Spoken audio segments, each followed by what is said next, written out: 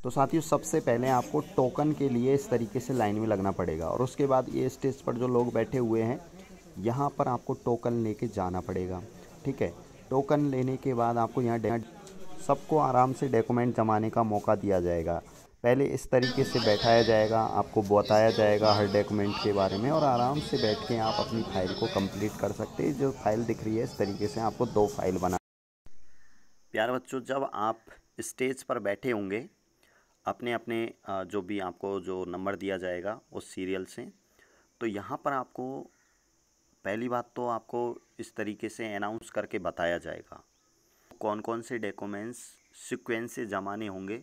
वो मैं आपको बता देता हूँ साथियों, क्योंकि सबसे बड़ी समस्या आती है साथियों डॉक्यूमेंट्सों को सेट करना।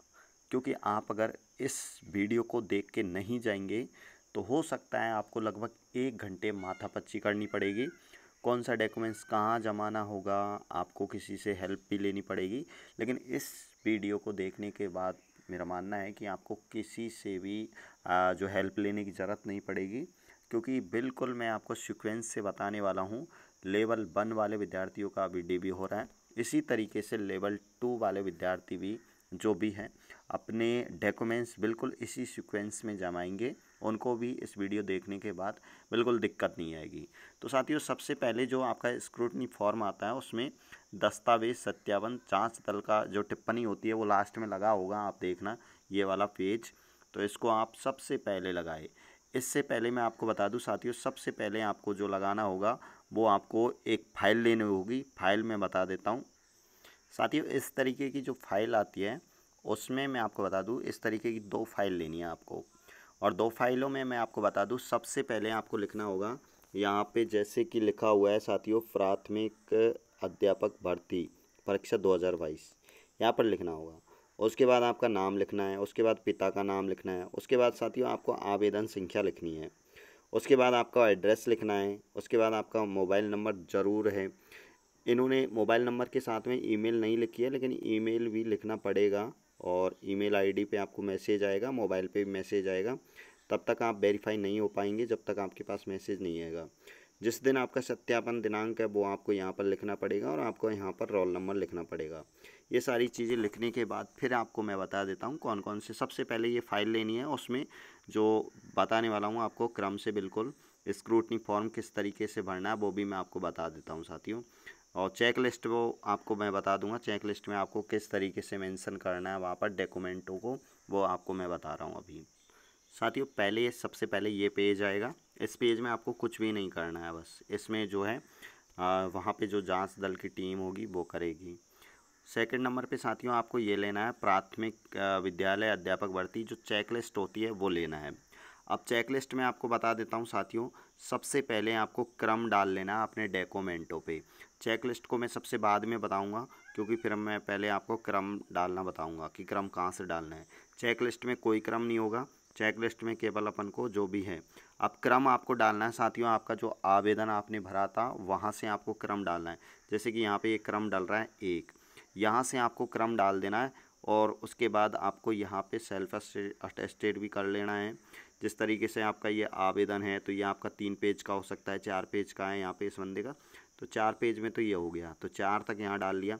उसके बाद आपको अपना जो भी स्क्रूटनी जो विस्तृत आवेदन फॉर्म है वो लेना है। सेकंड नंबर पे विस्तृत आवेदन आ गया।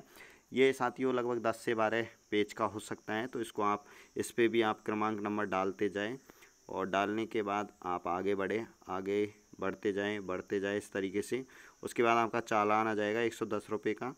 उसके बाद आपको अटेस्टेशन फॉर्म लगा देना है। इसी तरीके से आपको लगाना है साथियों, नहीं तो आपको बार बार में दिक्कत आएगी, वहाँ भी दिक्कत आएगी। अटेस्टेशन फॉर्म लगाने के बाद ये 2 पेज का हो सकता है। आधार कार्ड लेना है आपका, फिर आपकी अंक तालिका लेनी है 10वीं की। उसके बाद आपका सर्टिफिकेट, किसी का अभी बाद का है तो उनके हो सकते हैं मार्कशीट के साथ ही हो जो पहले के हैं उनके अलग अलग आते थे। फिर 12वीं का लेना है साथियों, इस तरीके से 12वीं का आ गया।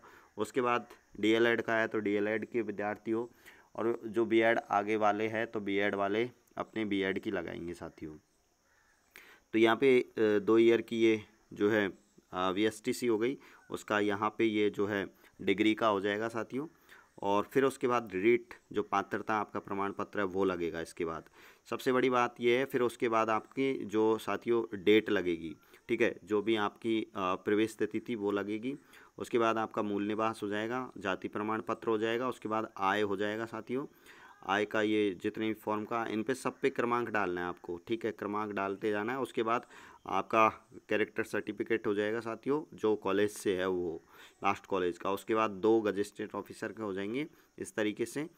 और फिर ये लास्ट में आपको स्वयं घोषणा पत्र लगाना है साथियों। मैं आपको बता दूं, जो स्वयं घोषणा पत्र हैं वो केवल एक ही मांगा जा रहा है, आपको अलग अलग देने की ज़रूरत नहीं है।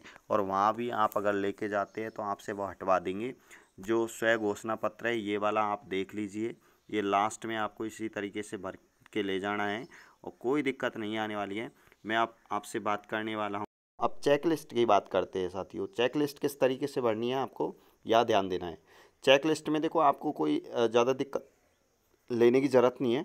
सबसे पहले आपको आपका जो मूल आवेदन है उसकी प्रति लगानी है। किसी की 3 पेज की हो सकती है, किसी की 4 पेज की हो सकती है। यहाँ पे साथियों आप देख सकते हैं, यहाँ पर जो थी यहाँ पे 4 पेज वाली थी, इसलिए आपको ध्यान रखना है कि ऑनलाइन आवेदन की प्रति यहाँ पर 4 पेज की थी तो 1 से 4 पे आपको ये लिख देना है। आपका जो विस्तृत आवेदन आएगा साथियों, और विस्तृत आवेदन बता देता हूँ। विस्तृत आवेदन जैसे कि यहाँ पे आ रहा है, विस्तृत आवेदन आपका जो था यहाँ पे ये था उस 5 से लेकर 15, 4 के बाद 5 से 15 तक आपका विस्तृत आवेदन पत्र था, ठीक है। उसको 5 से 15 कर दिया। अब इस बंदे का 5 से 15 तक तो विस्तृत आवेदन पत्र था, लेकिन गलती से क्या हुआ कि 15वें नंबर पे ही आधार कार्ड लिख दिया था। तो कोई दिक्कत नहीं है, ऐसा कुछ भी छोटी मोटी मिस्टेक हो जाए तो उससे कोई बड़ी बात नहीं होने वाली है। आधार कार्ड 15 पे आ गया, ठीक है, लिख दिया, कोई बात नहीं। तो 15 पे आधार कार्ड एक ही फ़ोटोकॉपी होगी इसकी, तो एक ही आपको यहाँ पे क्रमांक नंबर लिखना है। उसके बाद यहाँ पे आप देखिए अंक तालिकाएँ, उसके बाद प्रमाण पत्र भी होता है, तो ये 16-17 पर ये आ गए। उसके बाद 12वीं की है तो 12वीं के साथ भी मार्कशीट के साथ में अंक प्रमाण पत्र होता है, सर्टिफिकेट, तो 2 पर ये हो गया, 18-19 पर ये हो गए। उसके बाद ये इन्फॉर्मेशन आपको भर देनी है। जो नहीं भरना है उस पर लागू नहीं कर देना है, लागू नहीं, इस तरीके से भर देना है, ठीक है। फिर अपन को थोड़ा सा आगे बढ़ना है, अगले पेज पर जाना है इस तरीके से। अब जो भरने को आ रहा है, जैसे किसी ने सामान्य से है, यहाँ पे लिखा हुआ है कि सामान्य से हो या फिर आप विशेष से हो, तो यहाँ पे अगर आप सामान्य से हो तो इस पर आपको करनी है हाँ, ठीक है, इस तरीके से हाँ कर देना है। उसके बाद आपको क्रमांक लिखते जाना है। देखिए अब ये जो BSTC की होती है वो 2 ईयर की होती है, तो 20 से 22 तक। अब 20 से 22, 20, 21, 22 इसमें 3 जो डॉक्यूमेंट लगे हुए, क्योंकि फर्स्ट ईयर, सेकेंड ईयर और उसके बाद में डिग्री है, तो 3 का यहाँ पर आप डाटा देख सकते हैं 20 से और 22 तक। 23 नंबर पे आपने देखा होगा जो आपकी रीट पात्रता की जो मार्कशीट है वो यहाँ पे लगी हुई है, और जिसमें लागू नहीं है, ठीक है, उस पर आप लिख देना। जैसे प्रवेश तिथि है तो 24 नंबर पे आ गई, और जो भी चीज़ें हैं उसमें जो लागू नहीं है तो उसमें आपको लागू नहीं है ऐसे लिखते जाना है, ठीक है। इस तरीके से आगे बढ़ते जाना है, ठीक है। यहाँ पे मूल निवास है 25 नंबर पे आ गया है, ठीक है। जो चीज़ें आपके समझ में आती है उनको आप भर ले, और सबसे बड़ी बात यह है कि आप उन पे अपने डॉक्यूमेंटों पे क्रमांक जरूर डाल ले, ठीक है। फिर मैं आपसे विस्तार चर्चा करने वाला हूँ। आइए तो आप कंप्लीट प्रोसेस जानने के बाद मैं आपको बता दूं साथियों, बिल्कुल भी आपको दिक्कत नहीं होने वाली है। अगर आप इसी तरीके से अगर आप अपने डॉक्यूमेंटों को जमाते हैं तो बिल्कुल दिक्कत नहीं आने वाली है। लेवल 1 वाले विद्यार्थी बस ध्यान रखें, 2 सेट तो आपको फ़ोटोकॉपी के लिए बनाने हैं, और उसके बाद आपको ओरिजिनल के कोई सेट नहीं बनाने हैं। वहाँ पर केवल आपसे सबसे पहले वो 2 सेट आपने जो बनाए हैं वो मांगे जाएंगे।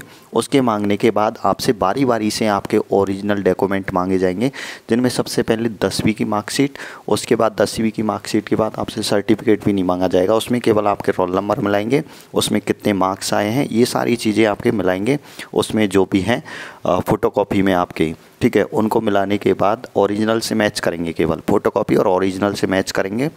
और इसके बाद इसी तरीके से आपके और डॉक्यूमेंट है उनको देखेंगे, जाति मूल वगैरह जो भी है उनको देखेंगे, और ज़्यादा कुछ भी नहीं होने वाला है साथियों। केवल आपको 2 सेट बनाने की जो बिल्कुल पूरी प्रोसेस है वो ही थोड़ी सी आपको थोड़ा सा जो है आपके माइंड को डिस्टर्ब करने वाली है, लेकिन इस वीडियो को देखने के बाद आप बिल्कुल घबराए नहीं, आराम से आपका DB होगा।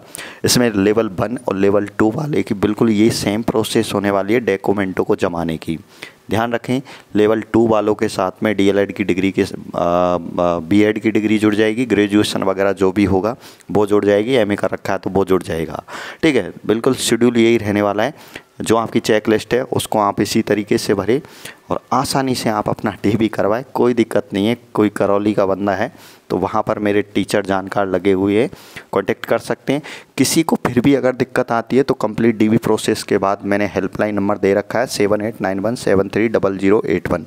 व्हाट्सअप नंबर है साथियों, इस पर आप मुझे व्हाट्सअप करके भी आप अपनी जो है हेल्प ले सकते हैं। पूरी कोशिश करूँगा आपको समझाने की और कोशिश करूँगा आपको सेटिस्फाई करने की। जय हिंद।